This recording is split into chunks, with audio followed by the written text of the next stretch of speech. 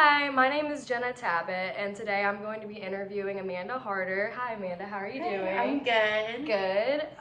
So I'm going to start off by asking you some questions about your major and your career path.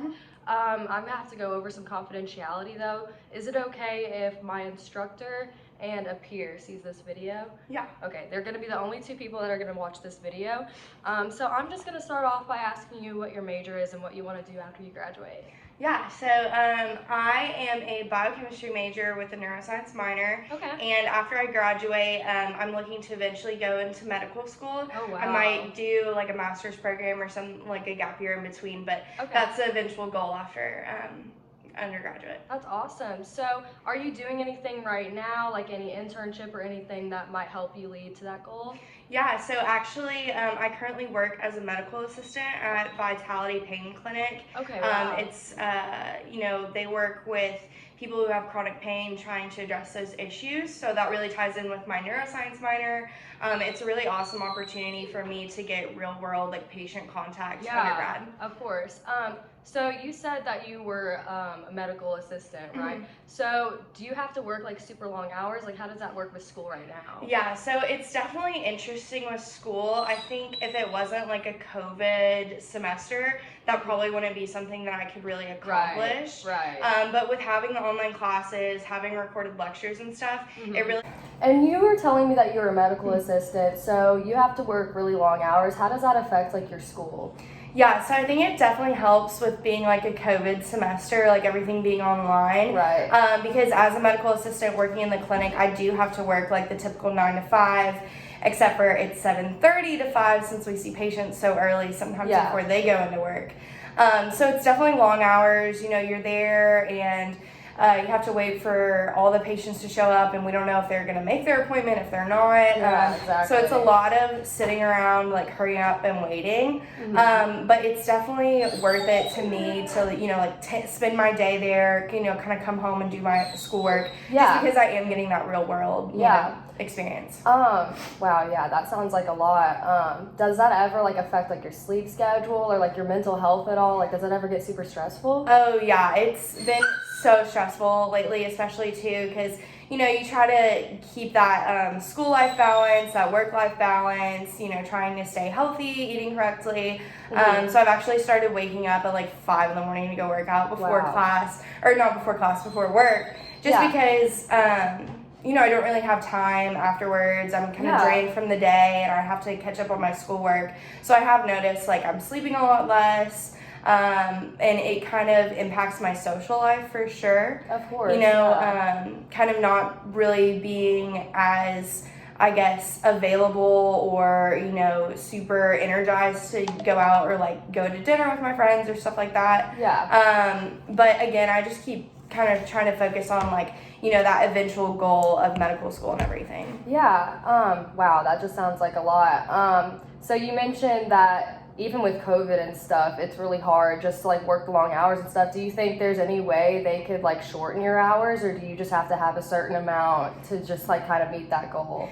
Yeah, so they've definitely been able to work with me. I do have one in-person class that's Monday, Wednesday, Friday. And so it's been really awesome to be able to communicate my needs to both my professor and my employer for this internship, because, when I talk to my employer, they recognize like, okay, college, like it's once in a lifetime experience. You are getting this undergraduate education for your future career. This is like a stepping stone.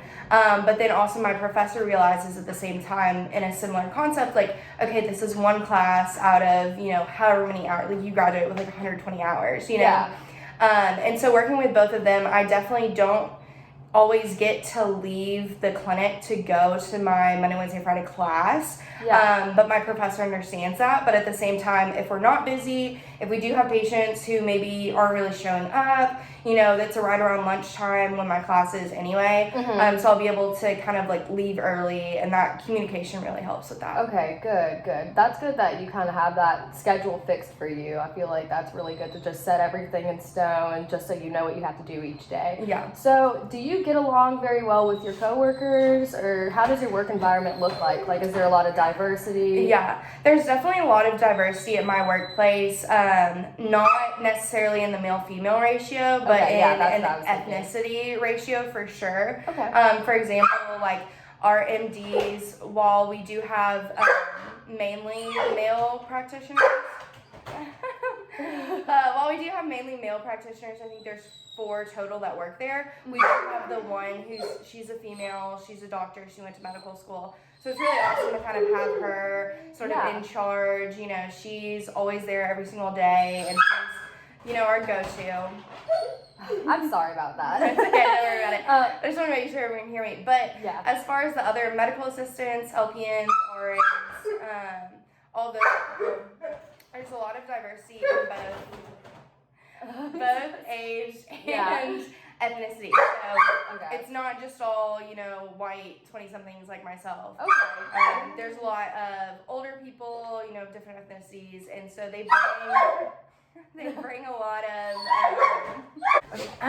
anyway, so with that diversity, you know, it is a lot of women, female dominated. You know, I really kind of feel that experience, which is awesome. But it is kind of hard when, you know, you're talking with your coworkers about like, oh, I'm going out this weekend, or like, oh, I'm going on a date, and they're all like married or have kids.